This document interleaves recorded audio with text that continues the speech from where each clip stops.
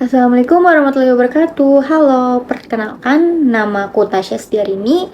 Di video kali ini aku akan membahas tentang berbagi dalam Islam.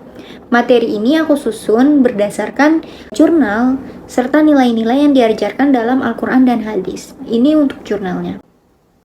Nah, di dalam kehidupan sehari-hari, kita seringkali memahami rezeki hanya sebatas jumlah harta atau materi yang kita miliki. Nah, semakin banyak yang kita punya, semakin kita ngerasa aman, cukup, bahkan merasa berhasil. Namun, dalam Islam mengajarkan bahwa rezeki tidak sesempit itu. Di dalam Islam, rezeki bukan hanya tentang memiliki, tetapi tentang mengelola dan membagikan. Karena pada dasarnya, manusia itu hidup berdampingan dan saling membutuhkan. Oleh karena itu, berbagi menjadi nilai penting yang tidak hanya berdampak pada orang lain, tetapi juga pada diri kita sendiri. Nah, melalui video ini, aku akan membahas makna berbagi dalam Islam, manfaatnya bagi kehidupan spiritual dan psikologis, serta bagaimana nilai berbagi tercermin dalam peristiwa nyata, khususnya itu musibah yang sedang saudara kita alami di Aceh Tamiang. Nah, Islam memandang rezeki sebagai sesuatu yang bersumber dari Allah Subhanahu wa Ta'ala dan diberikan sesuai dengan kehendaknya.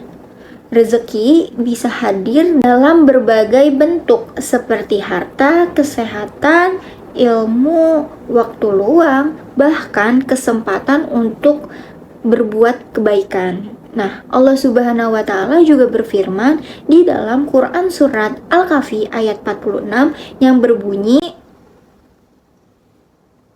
ayat ini menunjukkan bahwa harta hanyalah perhiasan sementara.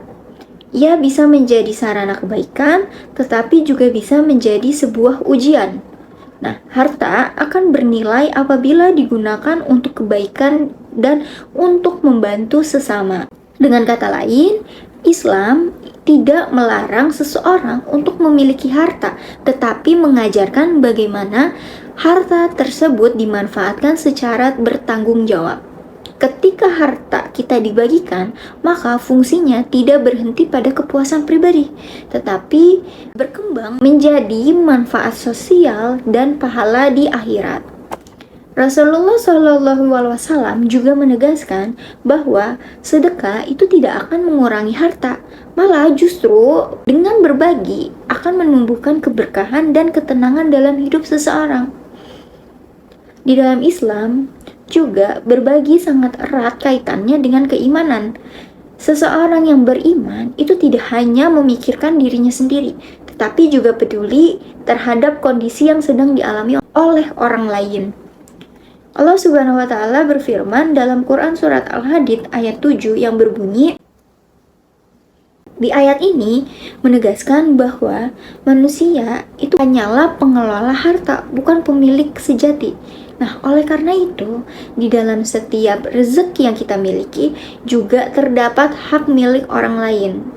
Nah, berbagi bukanlah tanda kekurangan, melainkan bukti bahwa seseorang memahami hakikat rezeki dan memiliki kesadaran sosial yang tinggi. Lalu, berbagi juga ada dampak yang sangat luas loh bagi spiritual maupun psikologis. Yang pertama itu ada membersihkan hati dan melatih keikhlasan. Yang dimana berbagi itu membantu seseorang untuk mengurangi sifat kikir dan sifat egois kita dan cinta berlebihan terhadap dunia. Hati juga menjadi lebih lapang dan lebih damai. Yang kedua itu menumbuhkan rasa syukur. Ketika kita berbagi, kita akan menyadari nih bahwa apa yang kita miliki adalah nikmat yang patut disyukuri. Nah, hal ini tuh membantu kita untuk tidak terus merasa selalu kurang. Jadi lebih bisa mensyukuri apa yang kita punya. Yang ketiga, itu meningkatkan kesejahteraan psikologis. Nah, di dalam kajian psikologi, perilaku berbagi dan menolong orang lain itu berhubungan dengan meningkatnya kebahagiaan, rasa bermakna, dan kepuasan hidup. Orang yang suka berbagi itu cenderung merasa hidupnya bakalan lebih berarti. Dan yang keempat, itu memperkuat hubungan sosial, yang dimana berbagi itu menumbuhkan empati, solidaritas, dan kepercayaan antar individu. Masyarakat yang terbiasa berbagi itu akan lebih kuat dalam menghadapi masa krisis dan kesulitan yang sedang ia alami. Nah, nilai berbagi dalam Islam itu tidak hanya bersifat teoritis, tetapi juga diuji di dalam kondisi nyata. Nah, salah satunya itu melalui musibah yang dialami masyarakat Aceh Tamiang. Nah, bencana tersebut itu tidak hanya menimbulkan kerusakan fisik, tetapi juga berdampak pada kondisi psikologis dan sosial masyarakat, seperti rasa kehilangan, trauma, dan ketidakpastian untuk hidup. Nah, di dalam situasi seperti ini, berbagi menjadi sangat bermakna, menjadi sangat penting. Di dalam situasi ini, itu tidak hanya berupa bantuan materi, tetapi juga perhatian, empati, doa, serta kehadiran untuk saling menguatkan. Nah, tindakan-tindakan kecil seperti mendengarkan, menemani, dan peduli seringkali memiliki dampak yang sangat besar bagi korban yang terkena musibah.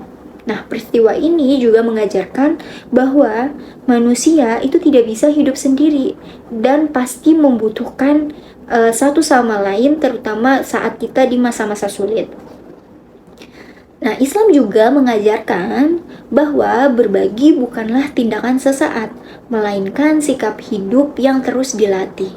Kita bisa memulainya dari hal-hal sederhana seperti peduli terhadap kondisi orang di sekitar, membantu sesuai dengan kemampuan kita, berbagi waktu, tenaga, dan perhatian, serta membangun rasa empati dalam interaksi sehari-hari. Nah, berbagi itu tidak harus menunggu kaya, bahkan dengan kita berbagi senyum, dukungan moral, serta kata-kata yang bikin mereka tenang juga merupakan bentuk berbagi yang bernilai ibadah. Nah, teman-teman, sebagai penutup dapat disimpulkan bahwa berbagi dalam Islam bukan sekedar anjuran, melainkan cerminan dari keimanan, kematangan spiritual, dan kepedulian sosial seseorang. Ketika kita berbagi, kita tidak hanya meringankan beban orang lain, tetapi juga akan memperkaya makna hidup kita sendiri, menenangkan hati, serta mendekatkan diri kepada Allah Subhanahu wa Ta'ala. Nah, semoga nilai berbagi dapat terus tumbuh dalam diri kita, menjadi kebiasaan dalam kehidupan sehari-hari, selalu mempererat hubungan antar sesama, dan menjadi jalan untuk meraih ridho Allah Subhanahu wa Ta'ala. Mungkin video aku kali ini cukup. Wassalamualaikum warahmatullahi wabarakatuh.